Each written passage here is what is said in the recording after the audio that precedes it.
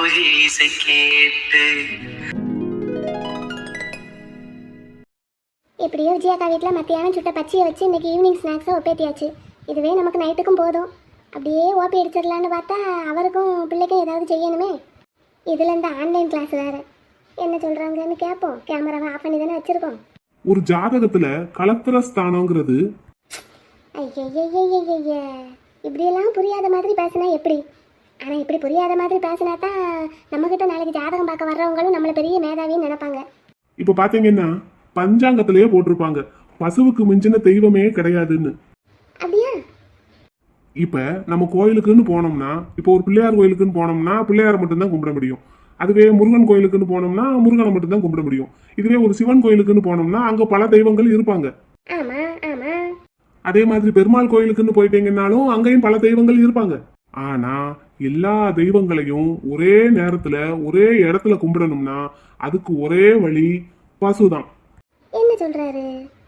ஆமா, பசுவோட உடம்புல அத்தனை தெய்வங்களும் சகல தெய்வங்களும் குடியிருக்காங்க. அப்படியா? பசுவோட தலையில சிவபெருமானும், நெற்றியில சிவசக்தியும், வலது கொம்புல கங்கையும், இடது கொம்புல யமுனையும் இருக்காங்க. இதெல்லாம் நமக்கு எதுக்கு? பசுவோட கண்கள்ல சூரிய பகவானும் சந்திர பகவானும் வாசம் செய்யறாங்க. பல்லுல யமனும், நாக்குல வருணனும், மூக்குல முருகனும் இருக்காங்க.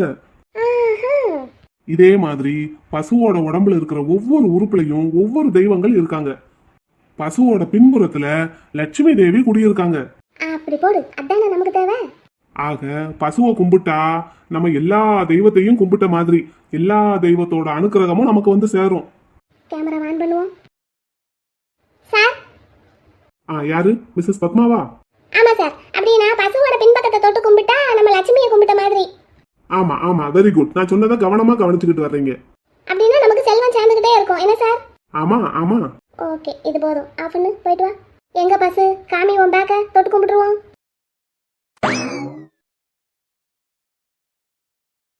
இதே மாதிரி நம்ம தினமும் வாக்கிங் வரணும். என்ன லீலாவதி? நல்லாவில் இருக்கு இது. வந்துருவோம். நான் கூட என் வீட்டுக்காரர் சொன்னப்ப எப்படி இருக்குமோ என்னமோ ஏதோன்னு நினைச்சேன். இது நல்லா இருக்கு. தினமும் வாரேன் நான். ஆனா பெரியம்மா, நம்ம இன்னும் ஒரு சுத்து கூட நடக்கவே இல்லை பெரியம்மா. நடப்போம்தா. இந்த நடக்கிற பாதை தான் எங்க போயிட போகுது, இல்லை நம்ம காலை தான் எங்க போயிட போகுது. பதறாம நடப்போம். ஆமா சரி பெரியம்மா, ரொம்ப நேரம் ஆச்சு. நம்ம வந்து இருட்டிக்கிட்டே வருது. கிளம்புவோமா வீட்டுக்கு? லைட் எல்லாம் வேற போட்டான். இன்னும் கொஞ்ச நேரம் இருந்து பேசிட்டு போவோம்தா. ஆமா புஷ்பா, இன்னும் கொஞ்ச நேரம் இருந்து பேசிட்டு போவோம். என்ன? சரி. இன்னும் ஒரு 10 நிமிஷம் 1/4 மணி நேரம் போல உட்காந்து பேசிட்டு போனோன்னு வை. என் மருமக நல்லா டீயை போட்டு வச்சிருப்பா. போய் குடிச்சிட்டு அக்கடான்னு டிவியை போட்டு உட்காந்தோம்னா நாடகமெல்லாம் வரிசையாக ஆரம்பிச்சிருவான். சன் டிவியில் இப்போ ஒரு நாடகமும் வர வர எனக்கு பிடிக்கவே மாட்டேங்குதுதா. நான்லாம் அந்த விஜய் டிவி தான் பார்ப்பேன். அதில் தான் எல்லா நாடகமும் எனக்கு நல்லா பிடிக்கும். நீ என்ன பார்ப்ப புஷ்பா? நானும் எல்லாத்தையும் கலந்து கட்டி பார்ப்பேன். இதில் ஒரு ரவுண்டு அதில் ஒரு ரவுண்டுன்னு அப்படியே சுற்றிக்கிட்டே வருவேன் ரிமோட்டை கையில் வச்சுக்கிட்டு. அது நல்லாத்தான் இருக்கும். ஆனால் எல்லாத்துலேயும் ஒரே கதை தான். மாமியார் இருந்தான்னா மருமகளை கொடுமைப்படுத்துறா, இல்லைன்னா ஒரு ஆம்பளை ஆளுக்கு 2 பொம்பளை ஆளுங்க சண்டை போடுறாங்க. இதான் கதை. எந்த டிவியை தொட்டாலும் இதான் கதை. அதை சொல்லு. அதுவும் இந்த மருமகளை கொடுமைப்படுத்துகிற மாமியார் கதையவா எடுக்கிறாங்களா? அந்த மாதிரிலாம் எங்கள் ஊருக்குள்ளே நடக்குது. அதை சொல்லு. இவனுங்க இஷ்டத்துக்கு என்னத்தையாவது எடுத்து நாடகம் பண்ணி போட்டுறானுங்க. ஆமாம் ஆமாம் பெரியம்மா, ஆமாம். இந்த ஆடி மாச காத்து எங்க இருந்தாவது ஒரு குப்பையை அடிச்சிட்டு வந்து வாசல்ல போடுது. இன்னொரு காத்து வந்த குப்பையை வேற எங்கிட்டாவது தள்ளி விட்டுருது. ஆக மொத்தம் குப்பை வரவும் போகவுமா இருக்கு. வாசக்கூட்டி பெருக்க முன்னாடி போதும் போதும் ஆயிடுது. இந்த பக்கம் கூட்டினா அந்த பக்கம் போகுது, அந்த பக்கம் கூட்டினா இந்த பக்கம் போகுது. கோமாதா எங்கள் குலமாதா, கோமாதா நீ எங்க ஊரை காக்குற குலமாதா. பத்மாக்கா, என்ன பாட்டெல்லாம் பலமா இருக்கு? பாட்டு படிச்சுக்கிட்டே எங்க போறீங்க? ஒரு இடத்துக்கு போகும் போறேன். எங்க போறேன்னு கேட்காத வளரு. இல்லக்கா, எங்க வீட்டு வழியா போறீங்கல்ல, அதான் எங்க போறீங்க என்ன ஏதுன்னு கேட்டேன். கேட்க கூடாதோ? நான் ஒரு முக்கியமான நல்ல காரியத்துக்கு போறேன். அதென்ன அப்படி முக்கியமான நல்ல காரியம்? அதுவும் என்னைய விட்டுட்டு? எதுக்கு யார் யாரை கூட்டு சேர்க்கணுமோ அதுக்கு அவங்கள தான் கூட்டு சேர்க்க முடியும். நான் மட்டும் எங்க போனாலும் என் பின்னாடியே வரீங்க. அப்ப நீங்க எங்க போனாலும் என்னையும் கூட்டிட்டு போகணும்ல.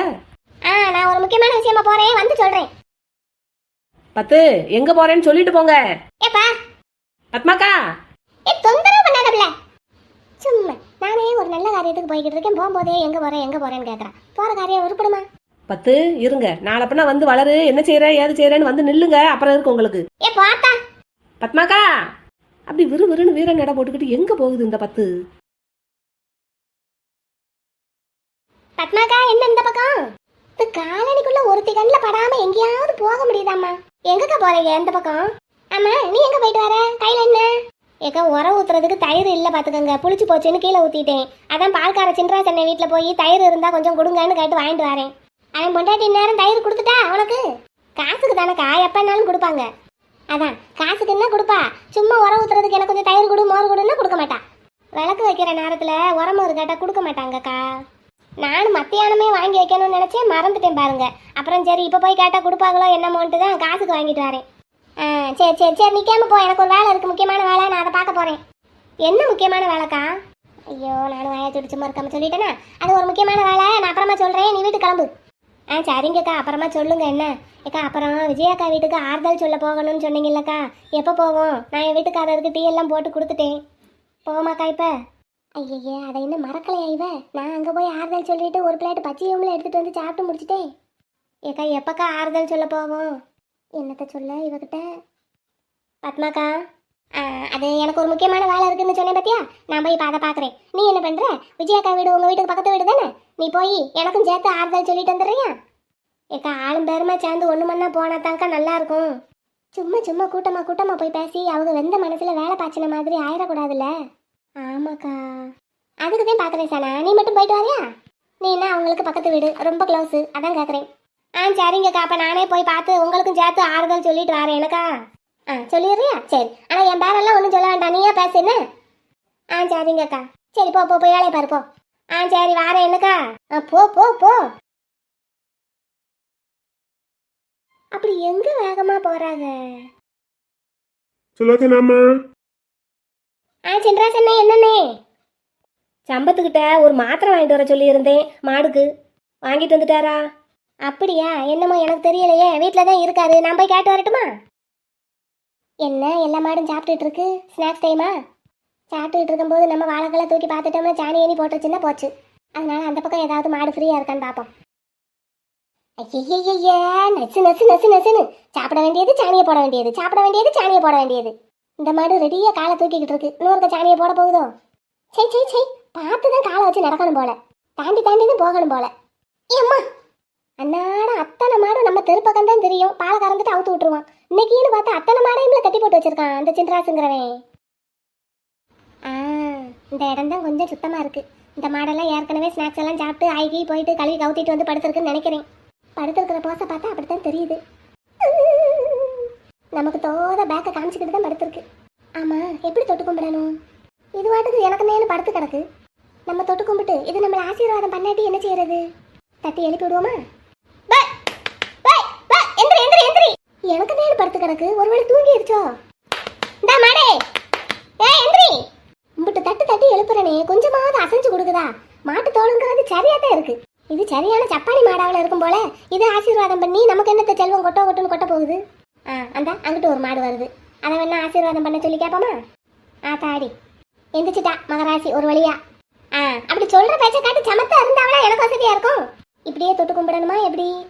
இந்த வாழை கொஞ்சம் தூக்கு, வாழை தூக்கிட்டு எனக்கு ஆசீர்வாதம் பண்ணு, செல்வம் கொட்டணும்னு ஆசீர்வாதம் பண்ணு.